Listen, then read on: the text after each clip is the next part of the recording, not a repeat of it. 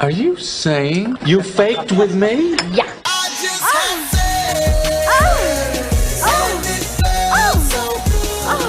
Wrong. Now you're single. What do you know about sexual relations? Is it true that if you don't use it, you lose it? I'm a little worried about being a slut. You're listening to the Come With Us podcast, talking the good, the kinky, and the ugly. Here are your hosts, Beth, Aaron, and Tina. Hello, hello, hello, all you sexy holes and poles. Welcome to Come With Us podcast. We are part of all the naughty, sexy, fun conversations that everyone wants to listen in on.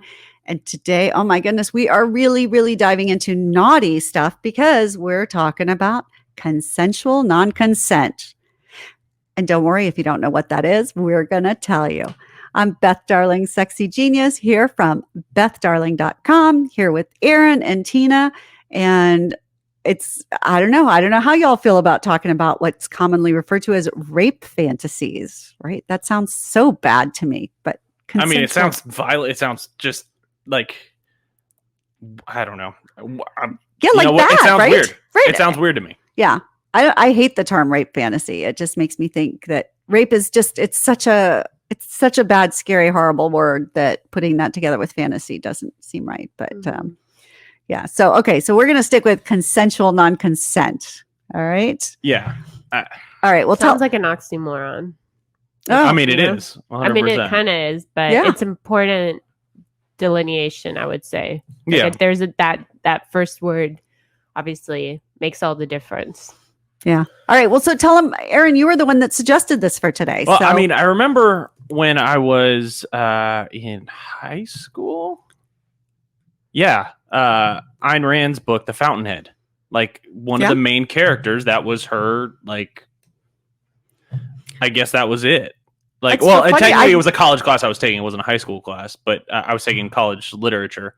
And so that was, I remember reading part of it because I didn't actually have to read the book. I chose a book based on World War I because I'm a nerd about history stuff. And a buddy of mine chose that one, and he was like, dude, you just got to read this chapter real quick and tell me what in the hell is wrong with this one. And I mean, we were 18 years old, and we were like, what the fuck? Okay, and I read that book, and I don't remember that at all, which is really interesting. I hope I'm remembering the same book right. If not, we're gonna have to start all over again. I can tell you the first time I ever heard it was in an episode of SVU. So this was used as a defense.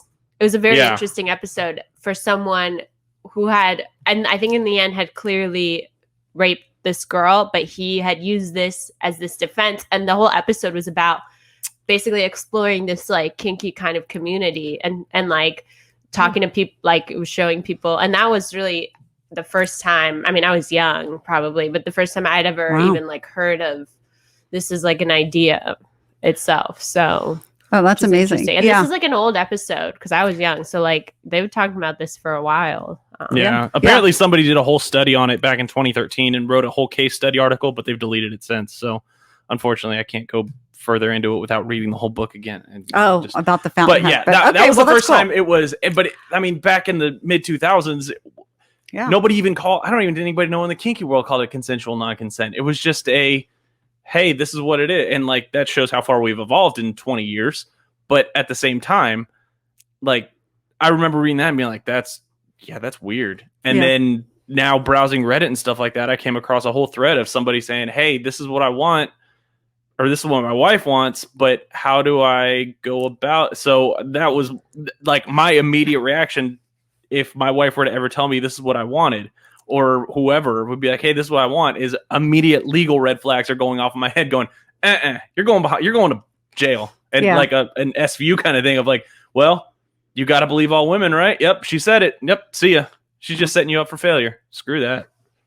All right. So hold on. So there are a lot of concerns. I think that's valid. So let's go ahead. Can we try and explain what consensual non-consent is to people? Right. If you haven't heard of it, it's often used the initials CNC. Yeah. Okay. CNC, consensual non-consent. So from the way I understand it is consensual non-consent is your partner wanting to be basically, I mean, again, the word rape is such a violent word in and of itself, but raped or used I like used. Against their will.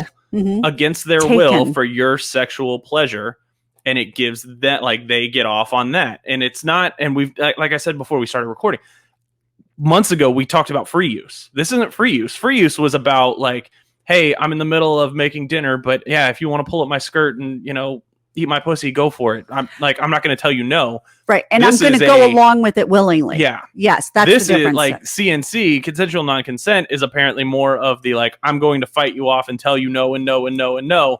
But you got to understand that I'm really not saying no. It's just part of basically a role play kind of scenario. I also think it's important that this probably is usually something that the dominated wants, because if something that the dominated doesn't want, then you're obviously, like, if you're practicing. Do you mean the dominant or do you mean the submissive? The submissive. Sorry, okay, the submissive. The submissive, right? It's probably something that they ask for, or they're, like, very willing to participate in. Because if it's something that, like, you're, again, like, it has no, it's not forced upon you in, like, the most literal sense. It may be, or the agreement, you agree to enter, so it's kind of like you agree to play football. You know that somebody's going to be crashing into you and you're going to get knocked on your ass, and you're okay with that, and it's your pleasure and theirs.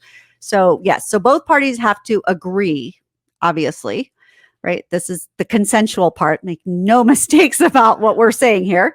So you, like, negotiate boundaries, right? And it's a lot. I mean, and it teeters, because this is the thing, is because if you look at it kind of like a Venn diagram, or whatever you call it, when there's 18 circles all overlapping, CNC overlaps with so many different types of sexy fun. I say sexy fun, I don't know, I don't know if it's fucking fun, but apparently it is for some people. But it overlaps with, you know, the whole role-playing thing. It overlaps with the more kinky dom sub type thing. It's power. And it overlaps with all these different things, which is, I think, what makes it enjoyable for probably some people, is because they're getting a lot of different things scratched, a lot of different itches scratched at the same time. But it also makes it so convoluted to somebody on the outside who doesn't do it or hasn't done it, to go, oh, this just sounds like a barrel of monkeys that you're going to unload on the world. And those monkeys are infected with every disease ever in the history of the world. Like that. Yeah. So it can be bad, and it can be simple. So I think that's, it's very interesting. But you should follow some, like, these, there's some good guidelines and stuff about how to.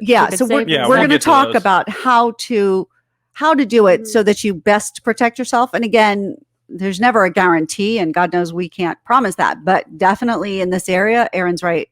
You have to go really slow and lay out things very carefully to make sure you're not in that SVU situation. Yeah. But so I will tell you, I tried to find numbers on, like, percentages of people that want to engage in consensual non-consent or have or something.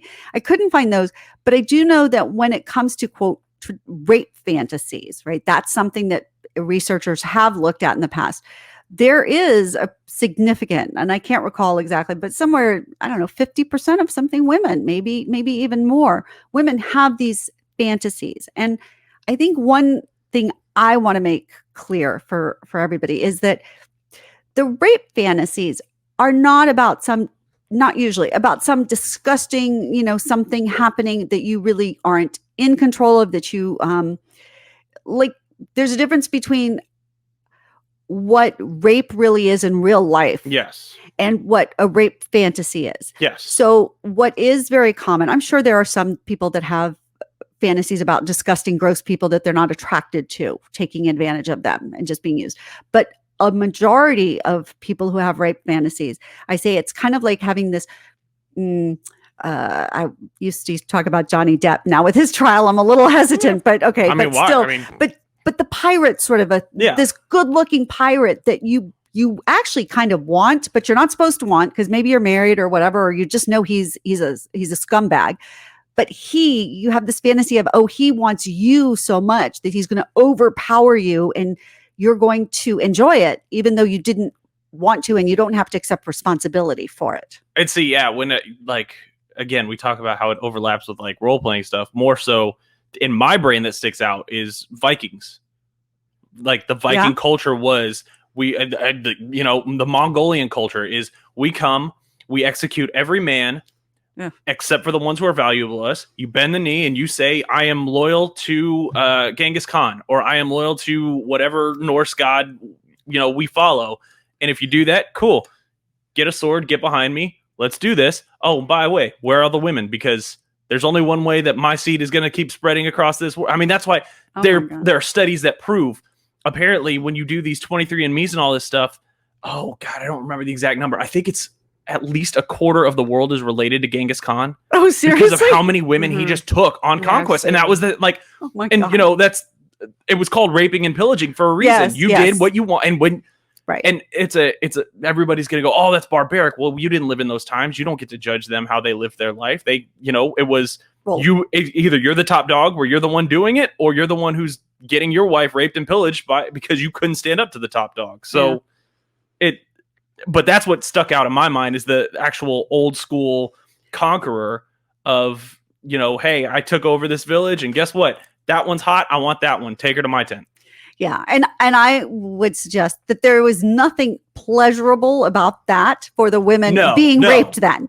And that's the difference, is that when we have rape fantasy, there's something about it that's turning us on, whether it's that somebody wants us so badly that they're just going to take us no matter what, that we're going to be freed of the social constraints and taboos that we have been raised with that would ordinarily stop us from doing this, or that it's somebody we really do want, and this is our way that we can have it not be responsible or something. So I think we can I mean, there's more to this than just the rape fantasy. Also, there are other types of, we talk about this rape one, but interestingly, there are other types of this CNC that we haven't really mentioned yet, but are actually very interesting. Right. It can take lots of different forms. Yeah. So, so before we go into that, think about, why do you think, I'll say men generally, I think men are usually going to be the ones taking advantage, but not always.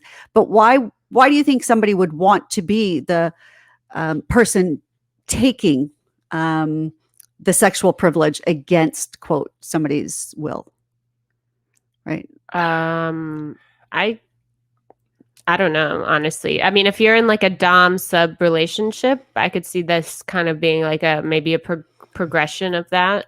Okay, right. Because there's power. This idea that you can take whatever you want, and no matter what somebody wants. Even if you're not in that kind of a relationship, I mean, it gives you, I mean, it depends. It's really weird because it depends on the personality of the person you're talking about. I mean, there's some guy who probably got shot down by, 80% of the girls he asked out in high school and college and stuff like that. And then he marries a woman and finds out, or just dating a woman, whatever, and finds out, this is what she wants. Cool. That means that she's not allowed to say no to me like every other girl in my past did. But I'm not unhinged enough to go out and do this to an unwilling participant. I found somebody who will let me just be carnal and dominating but caveman. Yes, that's the word. Because every single human has that feeling deep down inside you. Period. The end. I don't care what guy tells you he doesn't. Bullshit. When a guy is coming inside your pussy, he wants to thrust deeper and harder as he can because he wants to try, like whether you want to have a kid or not, whether wants to have a kid or not, the instinct of natural just evolution is get it all the way, like get it as long as you can go because you're trying to procreate the species. That's funny. I never thought about the harder and deeper, but that's very, But think about every guy, think about every man who's ever, I mean, both of y'all, I've never had a guy come inside me, but I know from being the guy, right? Think about every man who's ever come inside you when he's coming and when he's getting to that final climax, he's slamming on the throttle and there are no brakes. I'm just going to run right through you if I have to, kind of thing. That is pretty funny. That's just a carnal thing that's on the inside that, I mean. Yeah. Okay. I like that. So to heal past wounds is a big one. That could be, yeah. And I think maybe that can be on the flip side too, because interestingly, women who have survived sexual trauma and rape sometimes will find actual pleasure in this consensual non-consent. I think in part because their brain can't rationally let them enjoy sex because it's been trashed for them before. And this way they're forced to go through it, but within a very safe and confining place, and with the person that they actually want to happen with and stuff. Yeah, and I think, it's weird. And I'm not going to try to speak for all women who've been sexually assaulted, but I think also, the thought that my partner's like, I'm completely helpless. I am submitting to whatever the hell they want. You also know when it's somebody that you know and you trust and you care about, you have your canary in the coal mine that says, if I say one word, they will stop. Like, this is going to be rough, and this is going to be, and I'm going to say I don't like it, but if something were to ever turn a corner that I'm not comfortable with, I know that I can tell them one thing and they will stop and they will take care of me and make sure that I'm okay. Yeah. Kind of thing. That you'll own it. Okay. Yeah. I mean, it says one of the things is work through trauma or sexual blame avoidance, which is kind of goes to both of those. So you're forced to do things they wouldn't agree to usually, which like push past your boundaries. Anal sex, I think, is one of those that is popular for people. But the other ones, it helps to build trust, which is interesting. You that's one that we have, is good that we really haven't talked about, but I could see that being true. Yeah, just sharing that you want that, right? Because that's something that so many other people are going to immediately judge you or go, oh, that's terrible. So primal sex, and then you get to give a control. So we talked about both of those. So I think those are like the main reasons people want to do that. But. And then the aftercare, because then after those things happen, then you come back together and it's this healing and stuff that can be like, oh, now this is good. And it's all at rest. So yeah. Okay. So and obviously the concerns are that it's too violent, that it's well, let's go into the list of all the other types that you had there, Tina, about what kind. Yeah. Do you want to talk about safety concerns first? You want to talk about them after? I think let's talk about it after because this is going to address a whole bunch of different ways that people are doing it. Okay. And people are fulfilling this need. But also then there's also other ones that you're going to have to talk about safety with too. So okay, go for it, Nina. So obviously rape fantasy, which is a person forced to perform any like sexual act. Somnophilia, so sexual acts while a person's asleep, not to be confused with necrophilia, which is when someone's dead. I think somnophilia is what was Bill Cosby's deal, by the way. Yeah. So I also think that people who get off but there was no consent in those cases. Yeah. By the way. Like people who get off well, I don't know if the drug, but like if you look at it the Ben Cosby way, like drugged women. But I also think that's less more of a power thing. But anyways, yeah, right, because he didn't get consent. Yeah. It was just that he had this, I think, the desire to have sex with sleeping people. But kidnapping. Yes, kidnapping is a huge one. Huge fantasy. So someone is abducted or held against their will. Blackmail. Oh, that, yes. Victim must do blackmail or demands to avoid unpleasant circumstances. Victim in quotes. That one people don't even, you see so much of it in porn and erotica. Oh, I can't pay my rent or, whatever and stuff. So we don't even think of that as consensual non-consent sometimes, but it absolutely is where somebody's just between a rock and a hard spot. Yeah. Okay.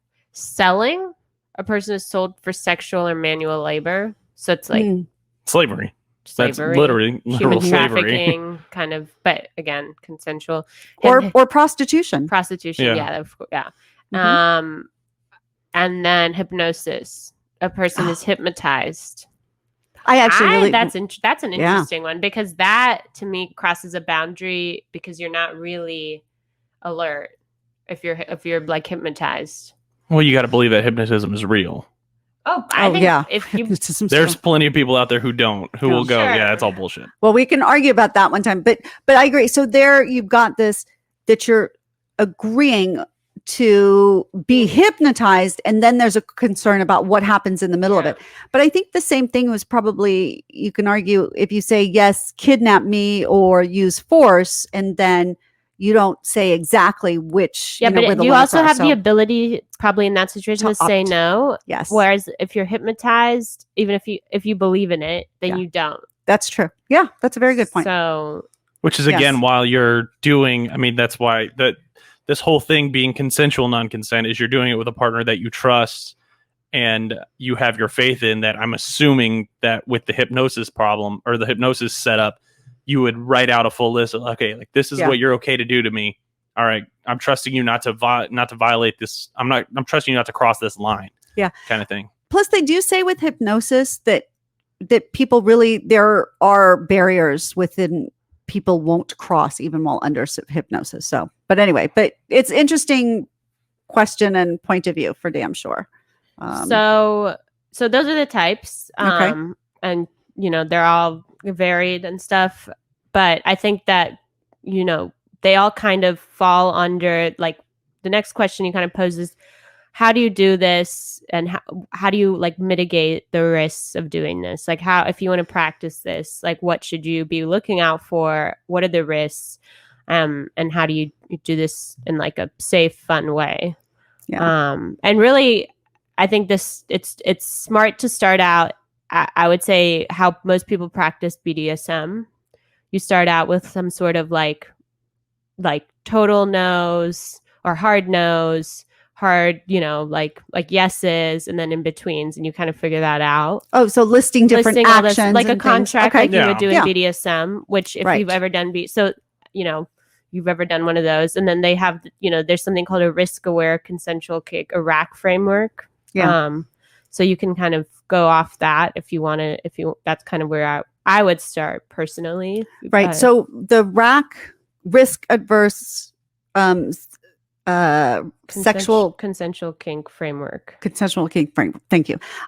Came about because there is no guarantee that you're going to be safe. There can always be shit that happens. So it's not that you're ever going to promise 100%. It's that you're going to be aware of the risks and acknowledge them, and then make sure that you are then trying to set things up in a way that minimizes them. Yeah. And I think what you're saying, the fundamental to, I think, any sort of consensual non-consent is the same thing. I think when it comes to making sex videos, you should put something in writing. Yeah. You should put it in writing, because would have avoided that SVU stuff. Yeah. And you can hold on to it for a little bit in case you agree today, but then it's like, okay, sometime in the next 60 days, you're going to kidnap There's me. also a lot of things you wouldn't you don't necessarily think about until, like, you have to really go through, I would say, even like a list. If you wanted to find one, again, like online, there's some good resources, like, knife play or choking or like all this kind of stuff that could come into play.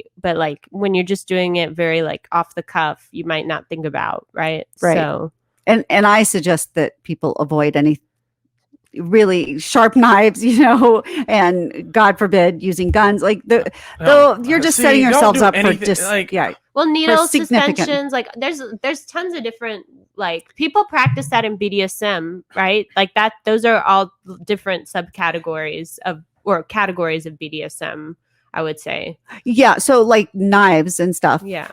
But then they go at a slow thing. So the question to me is, if you're doing, for example, a kidnapping scene, or somebody's really going to be physically fighting it, then until you've done that a little bit, you don't really know how things are going to go. So using a real knife, or God forbid having a gun, that's just begging for an accident. So stop with that stuff. I think you want to make it real. You want to amp it up. Don't ever do anything. Don't ever use anything.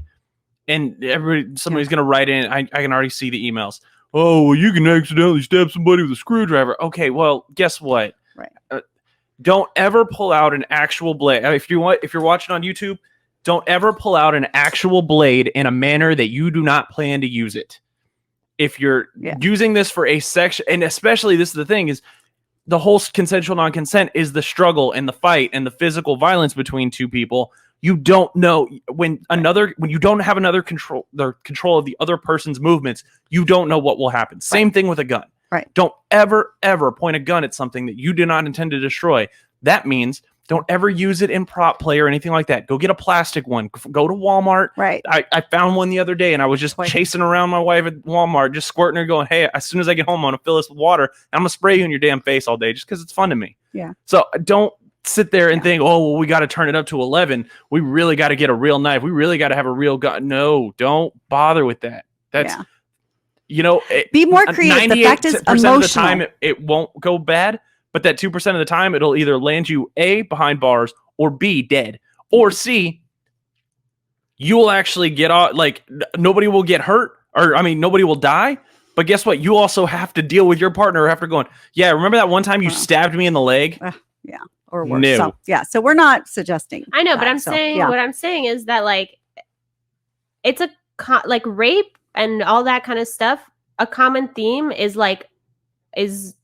acts of violence perpetrated by like methods of like, guns or knives and stuff like that. So if you're going to practice this, like that's something you should really talk about. Like make sure that you're not like, because often like in most, even like if you watch rape on TV, like SVU and stuff, most of the time the perpetrator is doing it with some sort of weapon.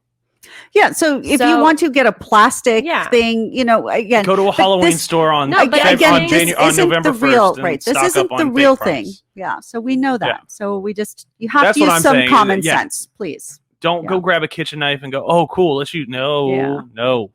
Yeah, even Hollywood doesn't use real stuff.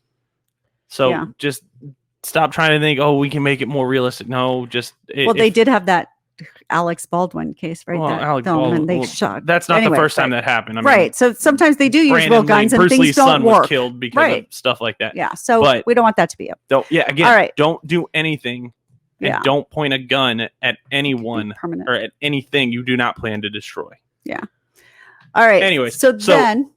Yeah, other safety and risk stuff, because this is one I came across while reading on Reddit. Is a guy said, hey, my wife wants this, but what the hell do I like? And I would love to fulfill this fantasy, but it weirds me out to the fact that literally we could do all of this and then I can climb off of her, and turns out that, maybe she forgot her safe word or whatever, but those were real tears and she actually didn't want this to happen. Like, or even another person commented and said, yeah, my wife and I have talked about it.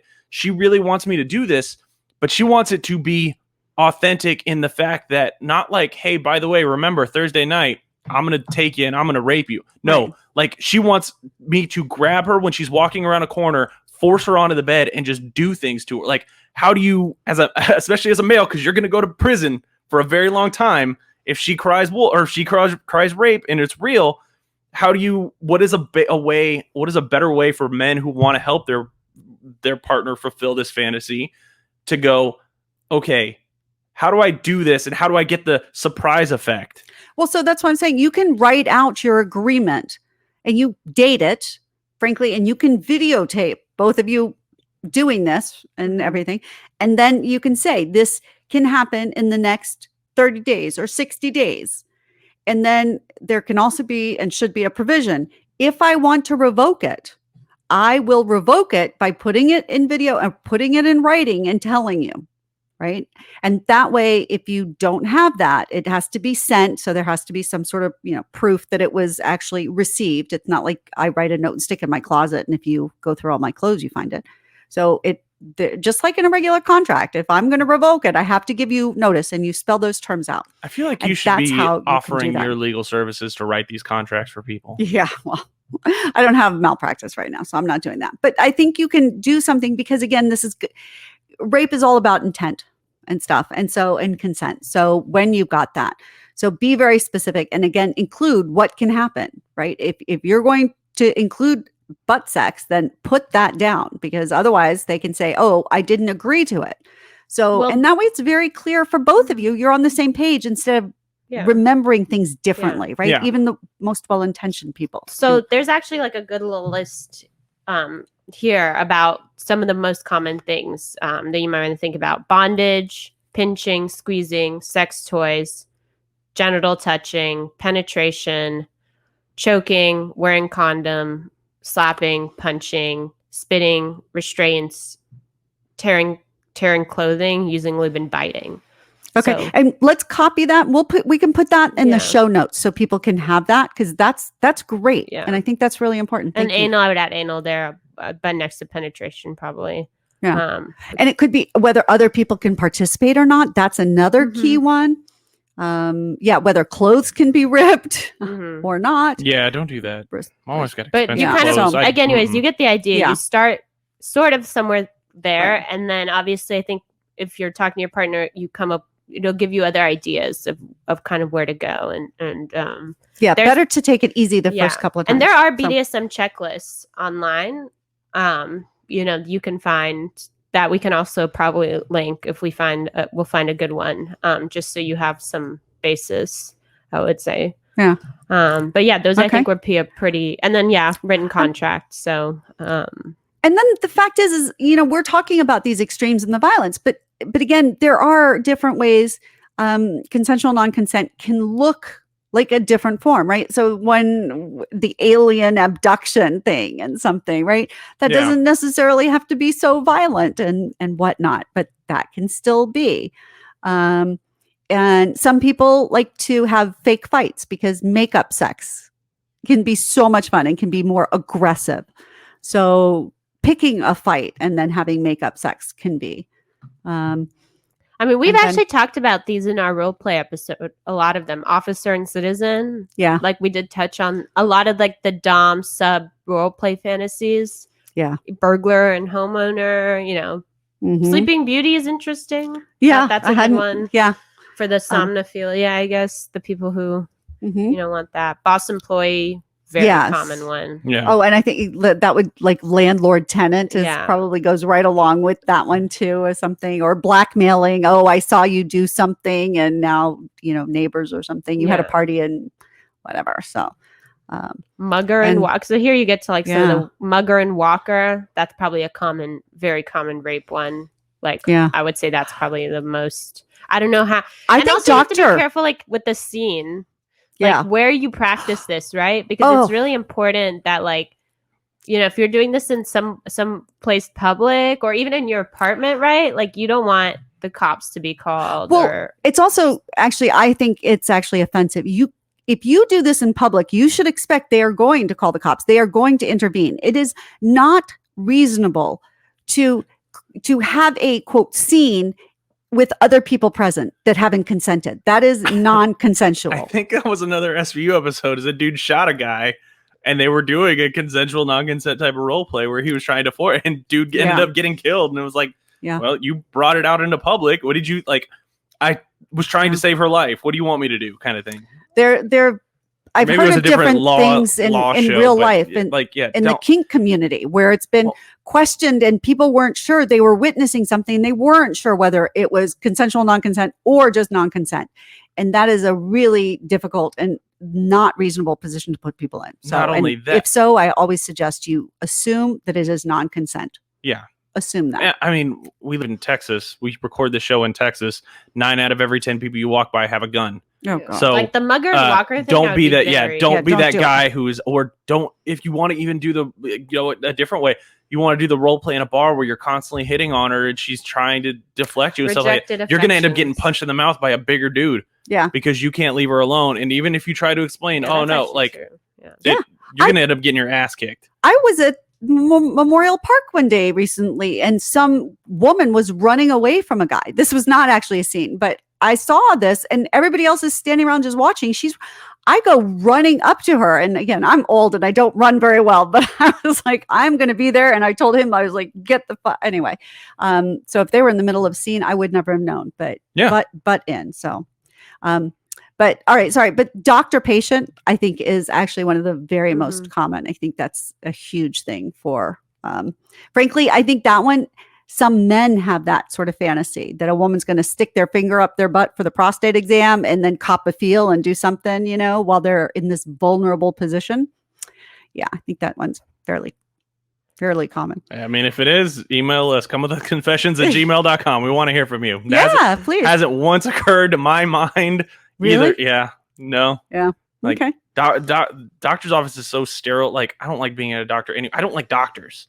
Yeah. I don't like doctors anyways. If I actually go to a doctor, it's because I feel like I am at a point where like nothing else can be done in my life. Like, I don't like you anyways. Just let's get this over with. Yeah. Whether I'm in there for a cold or I'm in there for a torn up leg, I don't care. Just fix me and get the hell out of here. So I don't really like the doctors either. And I've never met a doctor that I wanted to take advantage of me, but I'm telling you, there's still some fantasies that, because in that gyno chair and being tied down, I don't know. It's just, anyway, I think it's very common for men and women. So every female doctor I've ever had has never been attractive, and I'm not attracted to guys. So there you that's go. not an issue. So that's not I don't know. That's All right. Well, let us know. Let us know what your fantasies. Is there anything about this?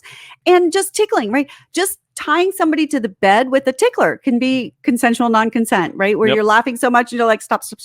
But I will say the tickling thing is interesting. Yeah, that's very popular. But the one thing I think that you should, write things down and have recordings, especially if you're going to the more extreme versions. But also, too, I think you absolutely should always have a safe signal or word. I think people who say they don't need that, I think that's it's just bullshit. It's begging for trouble. So again, you're agreeing to all of this anyway. It's not real.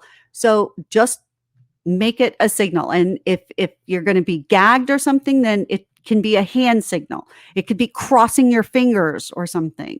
But you need to be able to do that and to exit, because otherwise is just, again, setting yourselves up. There's actually a really good documentary about the tickle thing, and it totally touches. It's like a very famous call. I think it's called Tickler or something, but it touches on this exact issue. So it's this documentarian who went out to like try and get more like information or to like document this tickle fantasy community, basically, of like people. But what he found out was this like very dark underside of like non-consensual. Like it got into like this very non-consensual area of like tickling that got like obviously had like sexual undertones that were non-consensual. It was very interesting. So. Okay, I would love to watch it. Yeah. So if you can find it, we'll also put that in the show notes too. Yeah, that's interesting. It's very, very relevant. All right. Well, so there you have it. So I think that people can be very upstanding, respectable, older, whatever, be together forever and still have some of these fantasies and things going on. And there are safer ways to do it and to enjoy. Even if you just talk about the fantasies, that can be something. So if your partner shares something with you, again, even if you think it's crazy, just admit it's, oh my God, I think that's crazy, and tell me more. Just be curious about it. Listen to them. Don't judge them. Doesn't mean you have to do it. But it can be fun to talk about or explore or just watch porn or listen to erotica or read erotica about these topics and see what they do for you. So, all right. Cool. All right. Well, thank you. I can't believe it's kind of like, when we first thought, rape fantasies, I'm like, oh my God, that's anyway, So, all right. Well, thanks so much. I'm Beth Darling, your sexy genius from BethDarling.com. Please go check out the site. All sorts of classes that you can join, my oral, his and her oral classes, etc. And then thank you, Aaron. Thank you, Tina, for being here. Always fun. And I can't wait to watch this tickle video now. Yeah, it's called Tickle. I just found it, Tickled. Oh, cool. So I've never heard of it. So very cool. You can watch it on HBO. So very HBO cool. Max. Yeah. So y'all should. All right. Interesting. Yeah. Terrific. All right. Big hugs. Everybody. Maybe we'll do a whole episode on Tickled. Sorry. Oh yeah. Oh, I know people that are really into it and stuff. Yeah. Yeah. All right. Sorry. Go ahead. Okay. It's perfect. Big hugs and love. See you next week. Bye. Thanks for listening to the Come With Us podcast. Be sure to follow us on social media at Come With Us Podcast and send in your questions, comments, and confessions to comewithusconfessions@gmail.com. Until next time, keep it fun, flirty, and naughty.